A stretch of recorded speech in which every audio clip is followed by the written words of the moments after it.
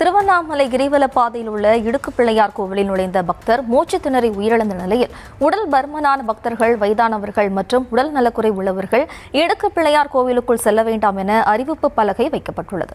இதுகுறித்தான விவரங்களோடு இணைகிறார் நமது செய்தியாளர் சசிகுமார். வணக்கம் சசிகுமார். விவரம்.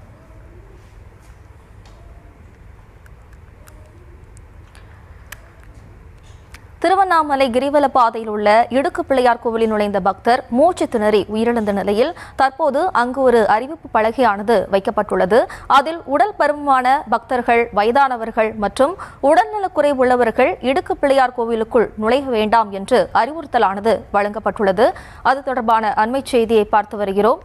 திருவண்ணாமலை கிரிவல பாதையில் உள்ள இடுக்கு பிள்ளையார் கோவிலில் நுழைந்த பக்தர் மூச்சு திணறி உயிரிழந்த நிலையில் தற்போது அறிவிப்பு பலகையானது வைக்கப்பட்டுள்ளது.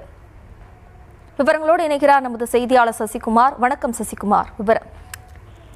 வணக்கம். திருவண்ணாமலை அருணாச்சலேஸ்வரர் திருக்கோவில் பின்புறம் அமைந்துள்ள 14 கிலோமீட்டர் கிரிவல பாதையில் இந்து அறநிலையத்துறை கட்டுப்பாட்டில் உள்ள அருணாச்சலேஸ்வரர் திருக்கோவிலின் உப கோவிலான இடுக்கு பிள்ளையார் கோவில் வாயிலில் கடந்த 2 தினங்களுக்கு முன்பு இரவில் இடுக்கு பிள்ளையார் கோவிலுக்குள் குறுகலான பாதையில் சென்றவர் 34 வயதான மணிக்குமார் என்பவர் ஆந்திராவை சேர்ந்தவர்.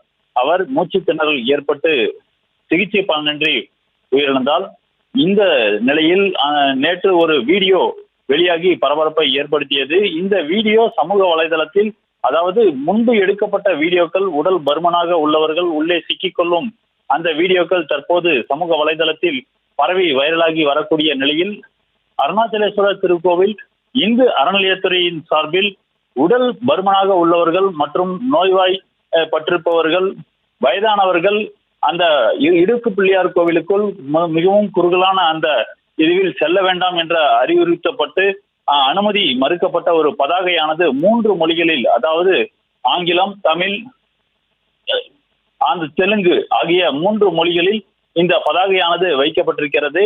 இந்த பதாகையை தொடர்ந்து அது உள்ளே செல்வது, அங்கு இருக்கக்கூடியவர்கள் உள்ளே செல்ல வேண்டாம் என்றும் அறிவுறுத்தப்பட்டிருக்கிறது.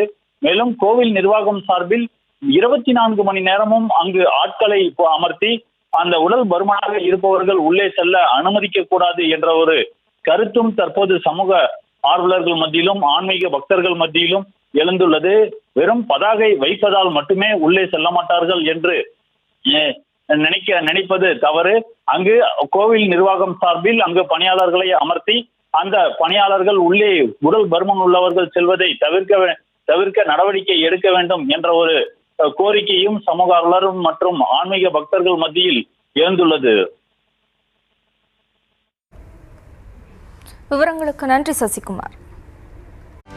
செய்திகளை உடனுக்குடனும் துல்லியமாகவும் தெரிந்து கொள்ள சப்ஸ்கிரைப் பண்ணுங்க.